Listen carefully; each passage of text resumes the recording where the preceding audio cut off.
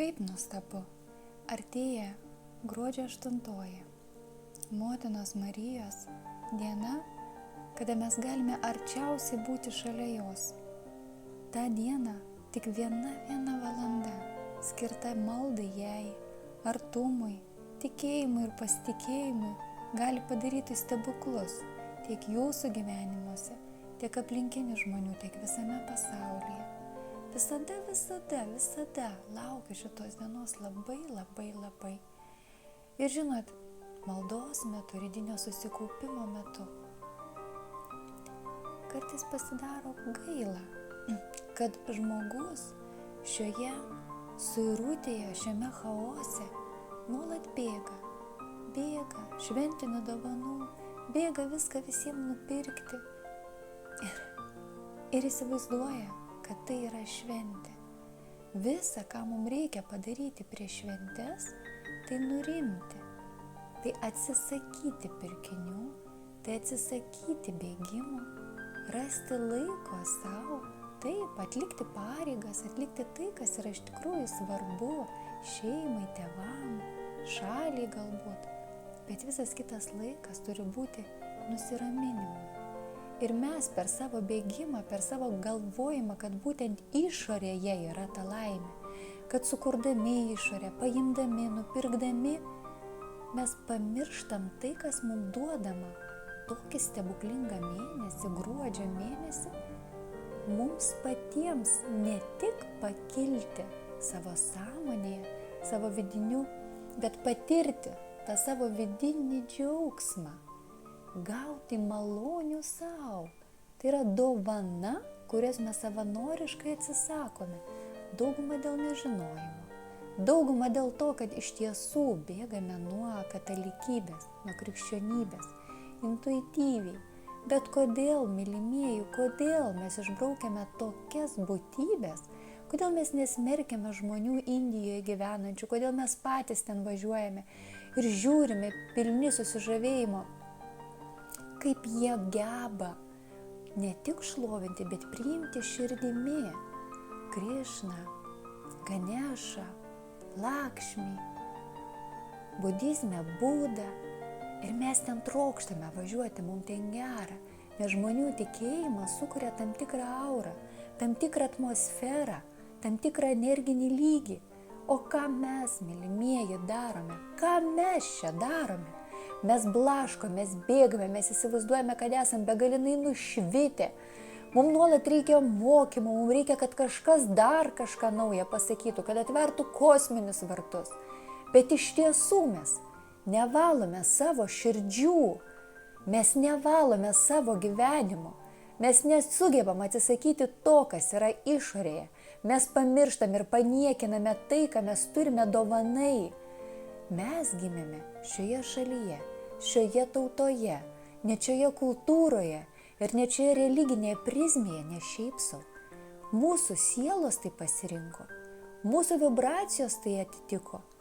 Mes atėjom čia išmokti savo pamokų, suvokti, kad gyvenimas nėra kančia, nes tikėjimas, tas, kuris populiarus Lietuvoje, jisai skatina kančią. Bet iš esmės tai yra mūsų pamoka. Nesmerkti, nekovoti, neteisti, nesakyti, kad kažkas yra bloga, bet patiems tai transformuoti. Transformuoti į meilę. Mes čia gimėme todėl, kad būtent šiuose kraštuose mes esame globojami Motinos Marijos. Tai labai paprasta suvokti. Mes esame jos globojami. Hinduistai neatmeta Krišnos. Budistai Budos, tai kodėl mes atmetam Mariją? Taip, jie veikia visą pasaulį, taip, jie yra visoje visatoje. Bet siela, kada ateina į žemę, ji turi globėją, ji turi savo mokytojus. O mes savo subtilaus pasaulio mokytojus išspjaunam. Pririšdami, taip, tikėjimas, katalikybė pririša mus prie jų. Bėgdami nuo to, ką jaučia mūsų širdis, kad yra netinkama, mes atmetame svarbiausią. Mylimieji, aš pernai ir užpraeitais metais kreipiausi į jūs, kviečiau susiburti.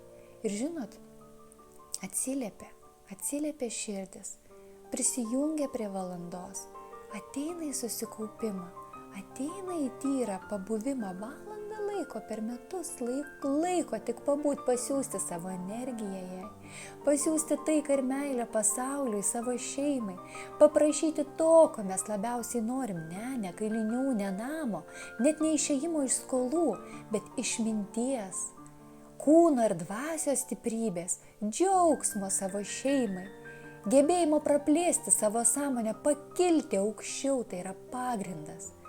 Mes nepraplėsim savo sąmonės, atmesdami pagrindą, širdies atvėrimą, malonę, dvasią paneigdami, vien žiniomis ir suvokimais priimdami iš kitų, dėl to, kad tai nauja, mes nepasikeisim.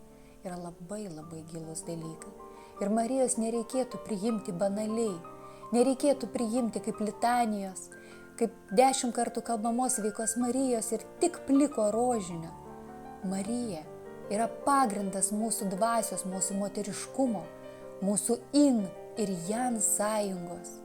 Marija yra ta energija, kuri mus pakrauna, palaiko, kuri šildo, kuri suteikia moterims jėgos. Marija tai yra ta, kuri arčiausiai mūsų žemės ir kuri greičiausiai išgirsta mūsų kalbas. Mylimieji, kodėl reikia tada, kada sunku, kada liga? Kodėl mes tada kreipiamės į kūrėją, į globėjus, į mokytojus? O šiandien dienai, kada Lietuva yra ramybėje, kada mes turime saugius namus, kada mes turime tokią malonę, mes ją atstumėme. Aš žinau, ką kalbu. Aš esu parašiusi knygą. Knyga ne tam, kad jūs skaitytume, kad aš ją parašiau, bet knyga, per kurią įmanoma pajausti širdimi Marijos prisilietimą. Dabar parašiau knygą vaikeliam, mažyčiam. Jie patys nesuvokia, tik per jūsų supratimą jie gali ateiti į jūsų šeimą. Aš neprašau jūsų eiti į bažnyčią, nes ne čia yra esmė. Jūs savo altorių, savo mokytojus turite priimti į savo namus. Praėjo laikas, kada mes ieškojom mokytojų žemėje. Jeigu jūs tai turite, jūs turite didžiausią dovaną. Bet šiandien dienai mes esame tiek atviri, kad galime savo mokytojus turėti, bendrauti, jausti šalia iš subtilaus pasaulio. Bet kažkodėl mes bėgame į kitas šalis. Bėgame ieškodami kažko, to tyro jausmo, tos meilės, o tai, kas yra mums duota, mes užblokuojame. Nes mes ne tik, kad pamiršome, mums patogu, mums gera gyventi tai, ką mes susikūrėme savo brangenybėse, spa. Ir net nežinau, ar aš turiu teisę jūsų prašyti. Tikriausiai ne. Tikriausiai tik aš pati galiu ją mylėti. Tikriausiai tik aš pati galiu jos prašyti, kad atvertų jūsų širdis meiliai, kad atverstų jūsų širdis atjautai, kad iš tiesų jūsų dvasia įkvėptų jūs plėtrai sąmonės, kad iš tiesų gebėtumėte išgirsti jos tylų balsą, jo sūnaus ir Dievo, kūrėjo visą tai, kas mes esame. Nepriimkite jos banaliai, tai būtybė, kuri taip pat kinta. Kažkodėl jai nuolat vaizduodavo kančioje, skausme, labai retai, kada pamatysi meilėje. Bet kiek stebuklų ji padarė per savo ikonas, per šventas vietas, per ryšį su ja. Kiek mes turime jos meilės, kiek ji įdeda į mus, kiek ji mums duoda. Nėra gėda tikėti Marija, nėra gėda melstis jai, nėra gėda medituoti ją, nėra gėda pajausti jos gailestingumo energiją, nėra gėda su ja gyventi ir kalbėti apie ją. Tai yra mūsų tvirtybė. Galite sakyti, kad Lietuva tvirta buvo tada, kada mumyse buvo pagoniška dvasia, kada mes gyvename pagonybėje. O taip, mes tada žinojame daugiau negu žinome dabar. Mes tada pažinome daugiau negu pažįstame dabar. Bet pagonybė tai ne tai, kurią mes pažįstam paviršutiniškai. Tai yra daug gilesnis tikėjimas, tai rėdos ratas, tai stiprybė, tai jėga, tai gamta, tai kosmosas. Tai, ką mūsų protėviai turėjo iš senų senovės. Ir po to jie tik suvulgarino, paskirstydami, kad tai nėra Dievo, bet yra esmė. Marija, mes ją gebame pažinti labai nesenai, nes ir žemėje yra labai nesenai. Mes turėjome jėgą, kol jos nebuvo. Mes savo siaurą sąmonę negebėjome dar priimti subtilaus pasaulio. Mes kažkada, būdami lemuriečiai ir Atlantidos gyventojai, mes buvome kitokie, buvome kita rasė, plati sąmonė, kuris užlugdė save. Ir dabar darome lygiai tą patį. Kada aš kalbu apie Mariją, tai nereiškia, kad mano suvokimas yra primityvus. Iš labai gilių sąsajų, gilių žinių, ieškojimo nuolatinio ir pajautos ir jos globos galiu plačia gerkle šaukti, kad ji yra, ji gyva, ji yra mūsų gyvenimuose.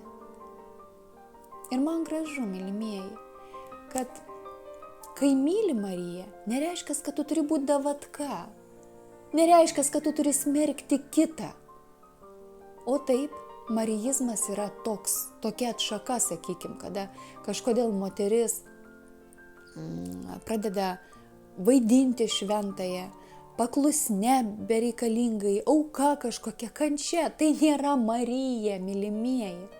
Marija tai yra švelnumas, tai yra meilė, tai yra globa, besąlyginė meilė, motinystė.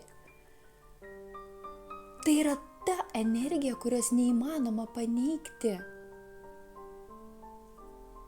Marija nėra taškas, tai nėra asmuo. Tai yra besitęsianti energija, be kurios neįmanoma gyventi, neįmanoma būti. Marija nėra aukščiausioji būtybė. Marija nėra Šiva, Marija nėra Krišna.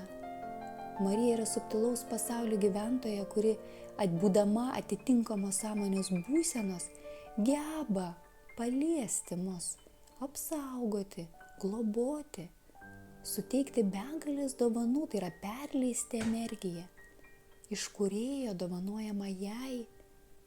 Ir ji savo atvirą širdim geba perleisti mum, kai mes neviltyje, kai mes skausme, kai mes nežinom, kaip išsikapanoti.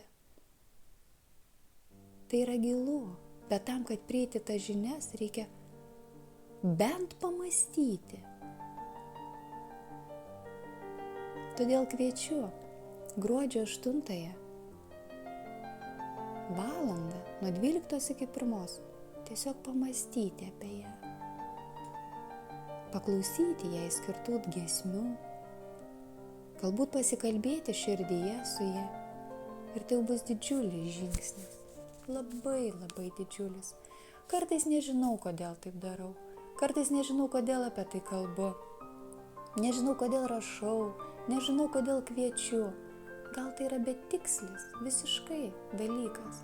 Gal iš tiesų kiekvienas iš jūsų taip pat turite pereiti savo kelią, savo atradimą.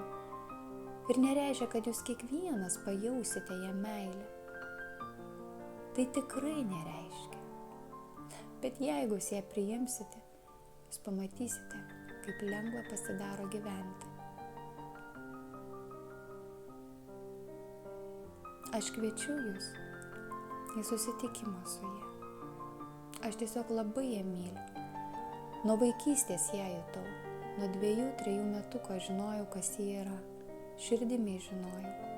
Visą gyvenimą ji mane vedė. Nežinau, kokiu tikslu. Nežinau kam. Nežinau kaip. Bet kada tu ne tik myli, bet kada tu tiek malonių gauni iš jų. Kartais pagalvoji, kad neteisinga yra tylėti apie tai. Neteisinga yra kalbėti, kad jos nėra. Neteisinga yra kalbėti ir pamiršti ją. Yra daugybė būtybių. Guan Yin, irgi moteriškoji energija, globėja, bet yra ne mūsų šalies globėja. Taip, mes galime bendrauti, mes galime jausti jos artumą, jos šilumą į meilę, bet mes jos nepažįstame tiek. Jūsų visų sielos ją prisimena.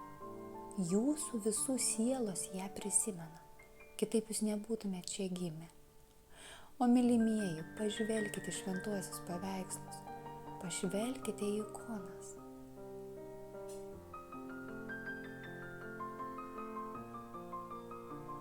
Aš jūs labai labai myliu. Negali būti prievartos, negali.